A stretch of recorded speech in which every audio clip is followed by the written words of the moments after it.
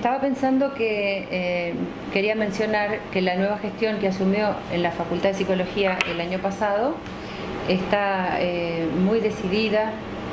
interesada en poder concretar que en la Facultad de Psicología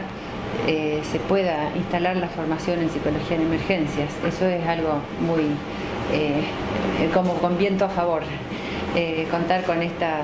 decisión del equipo de gestión. No me quería olvidar de decirlo. En respecto de mi participación de hoy en este encuentro tan interesante, que además de agradecer muchísimo nuevamente la invitación, se trató de, se llamaba la exposición hacia una cultura de la prevención psicosocial en situaciones de emergencia y desastre. Y lo que yo intenté en esta exposición fue, más que ir desarrollando conceptos o una experiencia en particular, lo que intenté fue hacer un desarrollo de las concepciones respecto de la psicología en emergencias desde décadas atrás hasta la actualidad, y cómo eso ha ido transformándose a la luz de las experiencias o en base a las experiencias desarrolladas, a las lecciones aprendidas, como le llama la OPS, y cómo eso ha ido instituyendo nuevos modos de verlo y viceversa. Los desarrollos, los escritos de las experiencias, al aportar sistematización de la experiencia, también favorecen los aprendizajes y los desarrollos y las experiencias y las investigaciones.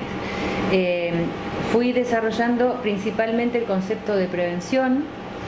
Me basé en la definición de Mirta Videla, que es una autora argentina importantísima,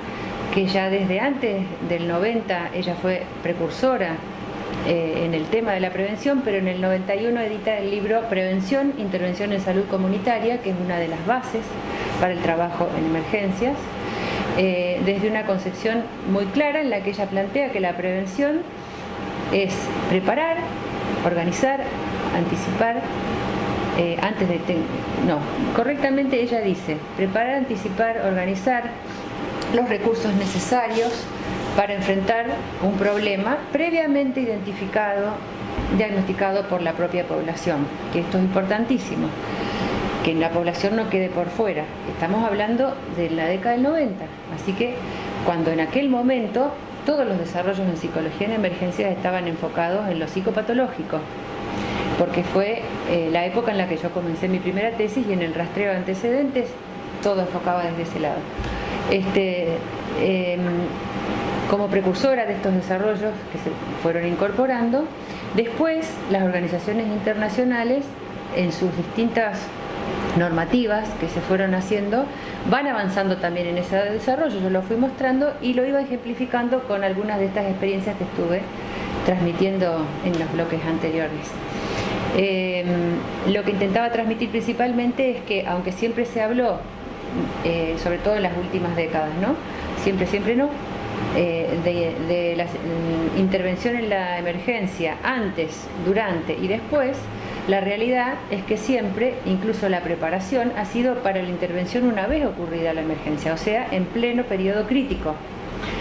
no en la preparación antes de, para evitar o disminuir la emergencia y evitar que sea un desastre, para facilitar ir al encuentro de lo que la propia comunidad conoce y sabe y aprendió de sus experiencias anteriores, y que los equipos técnicos hagan un intercambio en la elaboración de mapas de riesgo, de planes de contingencia, etcétera, etcétera.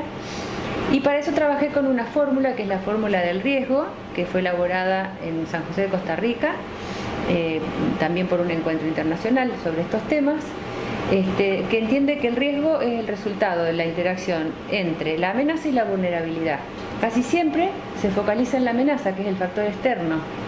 y no en el trabajo con la vulnerabilidad. E incluso actualicé el concepto de vulnerabilidad, que en los últimos tiempos está entendido más precisamente como procesos vulnerabilizantes de la comunidad o de los individuos o los grupos, no como una cualidad que las personas o los grupos tenemos o no tenemos de ser vulnerables a algo, sino que son consecuencias de causas de los desastres ambientales, socioeconómicos, políticas públicas erróneas o aceptadas, institucionales, cuestiones culturales, ambientales, habitacionales, de todo tipo, ¿no? Laborales, culturales, y todas ellas van generando